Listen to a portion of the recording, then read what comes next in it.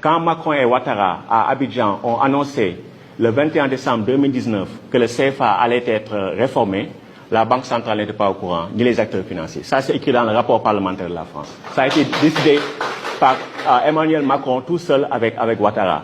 Et pourquoi ce n'est pas une monnaie africaine? C'est que quand il y a eu cette prétendue réforme, le Mali d'Assimi Goïta a été sanctionné en 2022. Le professeur Ndiaye a dit qu'ils peuvent à chaque fois aller sur le marché financier.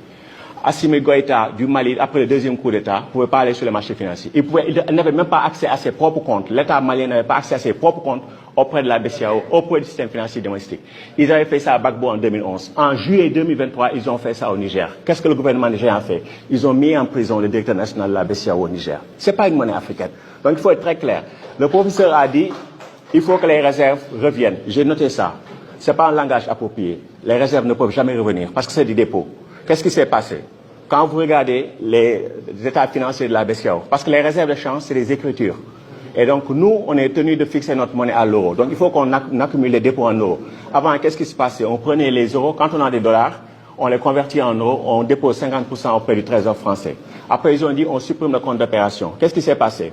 Ils ont pris l'argent des réserves, ils ont acheté des titres de dette en euros, du gouvernement français sans doute. Généralement, j'explique ça en disant que c'est passé de la poche gauche à la poche droite du Trésor français. Donc, ceci n'est pas notre monnaie, clairement. Et donc, si quelqu'un dit qu'on peut sanctionner financièrement des pays voisins, Niger, Mali, Côte d'Ivoire, et on dit que ça c'est une monnaie africaine, donc ce que signifie africain, je ne sais pas.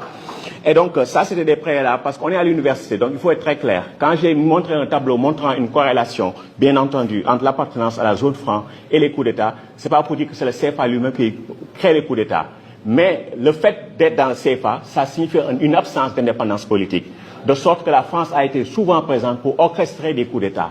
Et donc, pour la première fois dans le Sahel, on a des gouvernements qui n'ont pas été choisis par la France. Et généralement, j'ai fait ce travail-là. Il y a un livre qui s'appelle La démocratie en France, avec une histoire de l'impérialisme électoral. C'est une histoire sur 200 ans avec toutes les statistiques électorales et tout. Donc, ceux qui sont intéressés pourront aller le trouver là-bas. Donc, pour moi, la question qu'on a posée aujourd'hui, j'y ai répondu parce que c'est ce qu'on nous a demandé.